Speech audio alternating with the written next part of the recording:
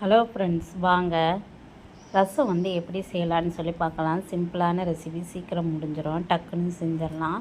நான் இதில் வந்து லாஸ்ட்டு ஃபைனலாக ஒன்று சேர்த்து அரைச்சிக்கிடுவேன். அப்போ டேஸ்டியாக இன்னும் கொஞ்சம் மணமாக இருக்கும்.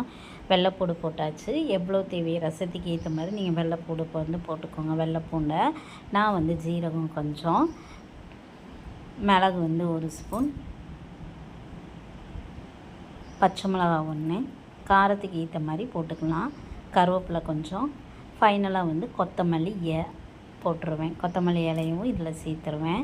சில பேர் இப்படி சேர்த்து நீங்கள் அரைச்சி ரசம் செஞ்சு பாருங்கள். கொஞ்சம் மணமாகவும் இருக்கும், டேஸ்டியாகவும் இருக்கும்.